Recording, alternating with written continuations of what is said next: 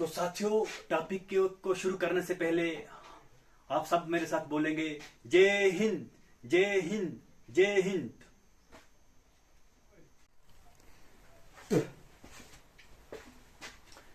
जय हिंद दोस्तों।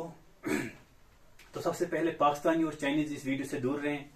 तो दोस्तों, हम बात कर रहे हैं 1971 वार की, जब हमारी भारतीय सेना ने पाकिस्तान के सेना की धज्जियां उड़ा दी थी और पाकिस्तान को दो टुकड़ों में डिवाइड कर दिया था। और एक का नाम उस टाइम में ईस्ट पाकिस्तान और दूसरे का नाम वेस्ट पाकिस्तान। और जो ईस्ट पाकिस्तान उसको आज हम बांग्लादेश के नाम से जानते हैं और जो वेस्ट पाकिस्तान है उसको हम पाकिस्तान के नाम से जानते हैं। तो दोस्तों, हम आज पूरी A to Z जानकारी देंगे आपको कि किस तरह जो अमेरिका और चाइनीज पाकिस्तान की सपोर्ट में होते हुए भी भारत का कुछ न बिगाड़ सके, और कैसे हमारे दोस्त रशिया ने हमारी हेल्प की थी और हमने पाकिस्तान के दो टुकड़े कर दिए थे। तो दोस्तों, आपको इस बात पे गर्व होना चाहिए कि हमारी जो इंडियन आर्मी है, इंडियन फोर्सेस है, नेवी है और एयरफोर्स है, किस तरह बांग्लादेश को एक अलग सा नेशन बना दिया था और उनको अपनी अलग सी पहचान दी थी। ये वही बांग्लादेशी हैं जो आज पाकिस्तान के साथ मिलके उसको अपना बाप बना रहे हैं, लेकिन वो अपना इतिहास भूल गए हैं कि किस तरह पाकिस्तान ने बांग्लादेश पे अत्याचार किया था और 30 लाख लोगों का नरसंहार किया था और लगभग 4 लाख महिलाओं का रेप किया था। मतलब कि ऐसी घटनाएं हुई थी कि अगर मैं आपको YouTube पे दिखाऊं तो YouTube वाले मुझ पे बैन लगा देंगे।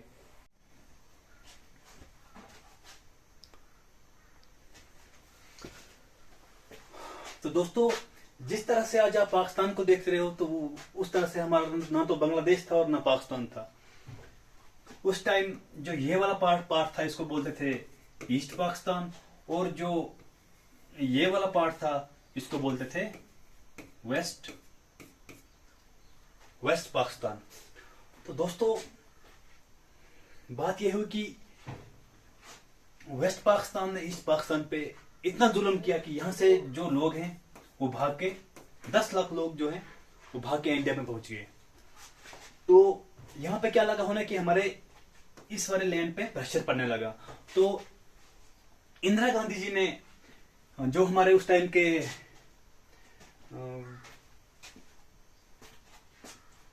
हमारे जनरल थे आर्मी के, सेम बहादुर बोलते थे उसको उनको, और दूसरा नाम था उनका जनरल S मानेकशॉ। ये वाले तो मानेकशॉ जी ने जवाब दिया कि मैं अभी युद्ध नहीं करूंगा।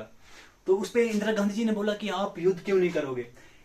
तो उन्होंने बहुत प्यारा सा जवाब दिया कि आज जो अप्रैल का महीना है, इसमें ये है कि ये वाला जो एरिया है एकदम से इसमें फ्लड वगैरह रहता है, तो हमारी आर्मी यहाँ पे युद्ध अच्छे तरीके से नहीं कर पाएगी और अभी हमें चाइना का भी प्रेशर झेलना पड़ेगा कि और जो हम युद्ध लड़ेंगे वो हम लड़ेंगे नवंबर-दिसंबर के महीने में, क्योंकि तब पहाड़ों पे भी हमारे यहाँ पे बर्फ पड़ी रहती है, तो चाइना ज्यादा कुछ कर नहीं पाएगा और हमारी आर्मी को भी तब तक प्रिपेयर होने के लिए टाइम मिलेगा।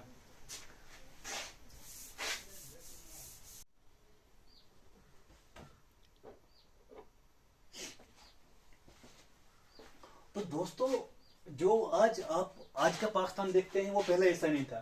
पहले पाकिस्तान के दो भाग थे, एक को हम वेस्ट पाकिस्तान बोलते थे और दूसरा जो आज का बांग्लादेश है उसको हम ईस्ट पाकिस्तान बोलते थे। तो दोस्तों, पाकिस्तान में 1970 में जो इलेक्शन हुए PM के लिए 1970 में, तो वो इलेक्शन जो था शेख मुजीबुर रहमान जी जीत गए और इस बात पे जो था वेस्ट पाकिस्तान वो नाराज हो गया और पूरे 1 साल तक जो पाकिस्तान की आर्मी थी वो उनको शपथ नहीं दिलवा रही थी।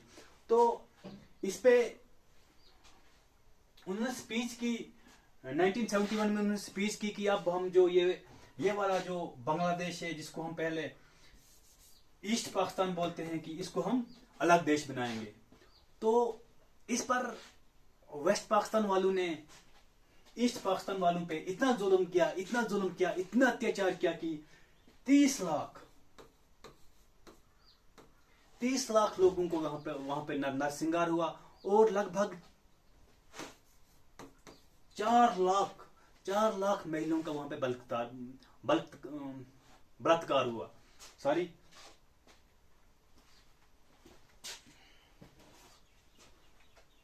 तो लगभग कम से कम 4 लाख महिलाओं का वहां पे रेप हुआ। तो और जो ये मुजीबुर रहमान थे उनको वेस्ट पाकिस्तान में लाके अरेस्ट कर गया।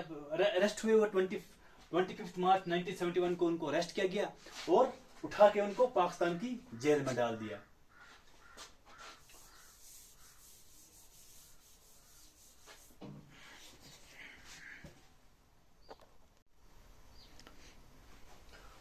तो दोस्तों, जब बांग्लादेश में जब अत्याचार बढ़ने लगा तो यहां से लोग ट्रांसफर होके हमारी मेन लैंड इंडिया पे भागने, अपनी रिफ्यूजी बन के आने लगे और हमारे देश पे प्रेशर पड़ने लगा और जो हमारे देश की स्टेबिलिटी थी उस पे मतलब कि वो डगमगाने लगी। तो इंदिरा गांधी जी ने, जो हमारे आर्मी के जनरल हुआ करते थे उस वक्त, शेम जनरल हुआ करते थे, आप देख सक रहे हो स्क्रीन पे, ये 1971 वार की फोटो है। तो जो सेम बहादुर थे उनको हम सेम मानिक शाह से के नाम से भी जानते हैं। तो उनको बोला कि आप युद्ध के लिए तैयार हो जाओ और पाकिस्तान पर अटैक कर दो।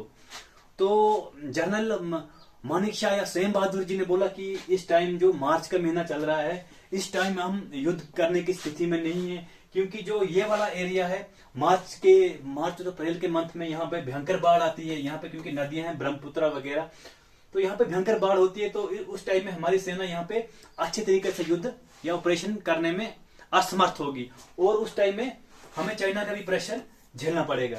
तो ये हम युद्ध जरूर करेंगे और पाकिस्तान को शिकस्त देंगे, लेकिन उसके लिए हमें टाइम चाहिए और युद्ध करेंगे हम नवंबर-दिसंबर के महीने में, क्योंकि उस टाइम यहाँ पे ये जो बांग्लादेश वाला जो एरिया होता है ये सूखा होता है और हिमालयाज में पूरी बर्फ पड़ी होती है। तो चाइना भी वहां से यहाँ पे हम पे अटैक नहीं करेगा। तो जब पूरा प्लान तैयार हो गया तो इंडियन आर्मी, नेवी और एयरफोर्स ने मीटिंग की। पूरे जो मार्च से लेकर नवंबर तक उन्होंने अपनी सेना को तैयार किया और इस टेरेन में लड़ने के लिए मजबूत बनाया, पूरी प्लानिंग की और फिर जाके हमारी इंडियन आर्मी सिर्फ पाकिस्तान की एक गलती की फिराक में थी कि कब पाकिस्तान हम पे अटैक करे या कुछ गलती कर ले तो हम पाकिस्तान को दबोच लें।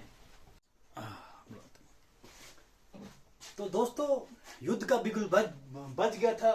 दोनों सेनाएं आमने सामने थी और हमारी सेनाओं ने बांग्लादेश को चारों ओर से घेर लिया था और अब इंडिया ने पाकिस्तान को बारूद के ढेर पे बिठा दिया था और अब वक्त था सिर्फ एक चिंगारी भड़कने का, और वो काम पाकिस्तान ने खुद ही कर दिया जो हमारा हिंदुस्तान चाहता था। तो दोस्तों, जो हमारी सेनाएं थी वो इस वाले एरिया में ऑफेंसिव थी और जो ये वाला पाकिस्तान वाला एरिया था यहाँ पे हम डिफेंसिव थे। तो इस बात को लेकर पाकिस्तान ने सोचा कि इस जगह हमारी सेनाएं कमजोर हैं तो हम इस जगह पे अटैक करेंगे। तो वक्त आ गया, उस वक्त डेट थी 3 दिसंबर 1971। पाकिस्तान की, हाँ जी सर,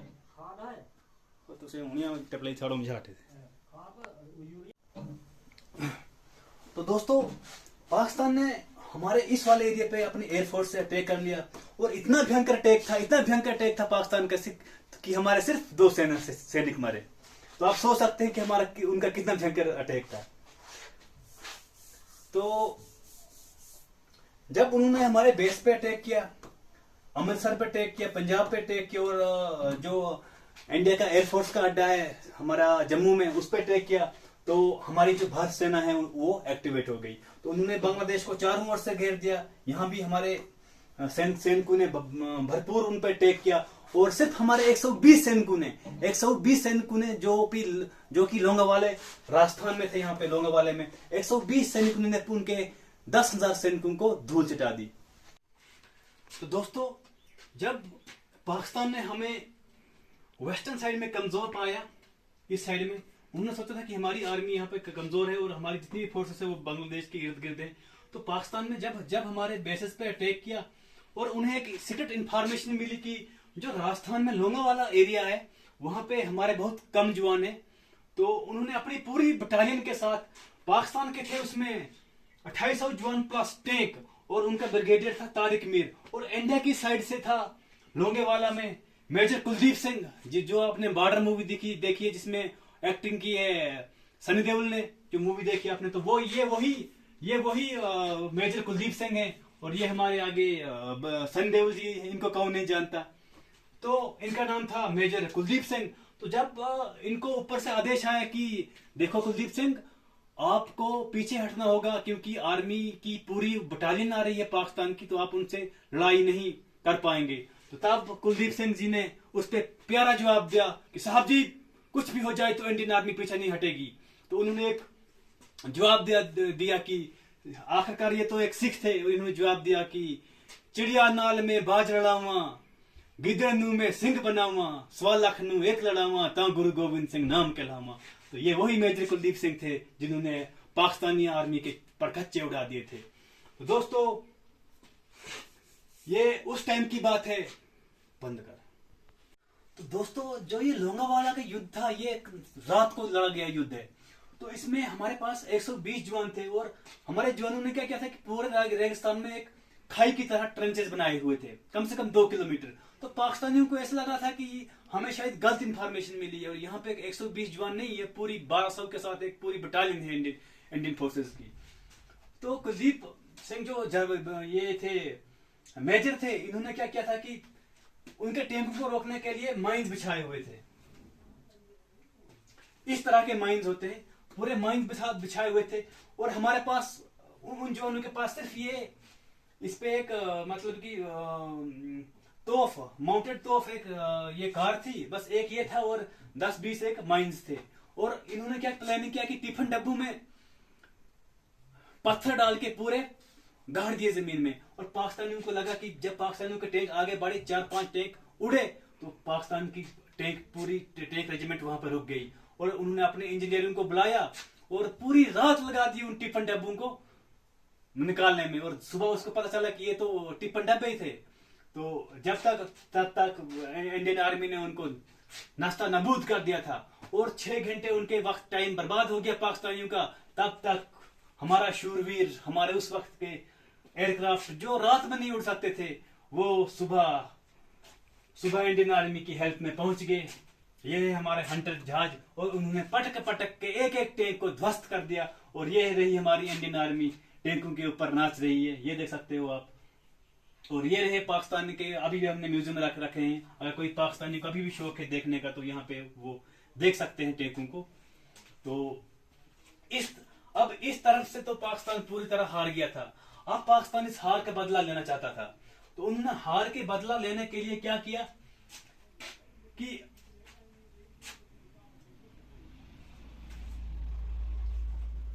पाकिस्तानियों ने अपनी हार का बदला लेने के लिए क्या किया कि यहां से उस टाइम की सबसे खतरनाक पनडुब्बी थी ये सबमरीन, जो यूएसए ने पाकिस्तान को दी थी।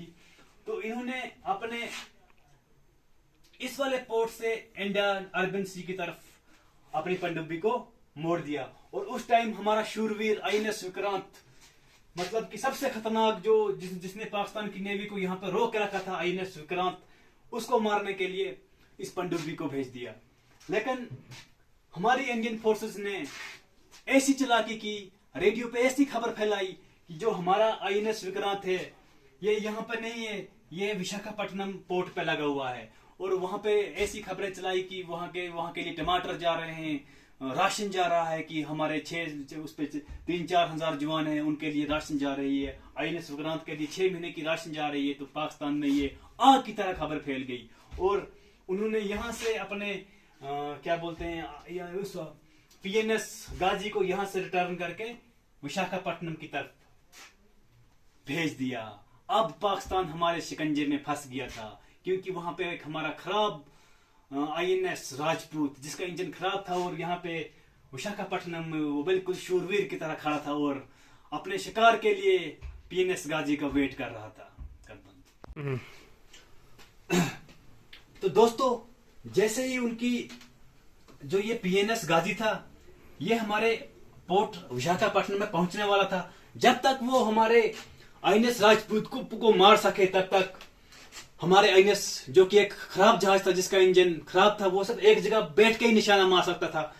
तो इस पनडुब्बी को जब जैसे ये नजदीक पहुंची तो INS राजपूत ने PNS गाजी को मतलब कि इंटरसेप्ट कर लिया और एक मिसाइल मारी, यहाँ पे 4 मिसाइलें मारी और PNS गाजी को कई टुकड़ों में बदल दिया। और ये बहुत ही बड़ा झटका था पाकिस्तान को। पाकिस्तान आर्मी एकदम से सन्न पड़ रही थी, उनको कुछ समझ नहीं आ रहा था कि हम क्या करें। लास्ट कार उन्होंने अपने बाप को याद किया जो था अमेरिका, और अमेरिका से हेल्प मांगी कि अब हमसे कुछ नहीं हो पा रहा है। तो उस टाइम अमेरिका ने अपना 7th फ्लीट इंडिया की तरफ रवाना कर दिया।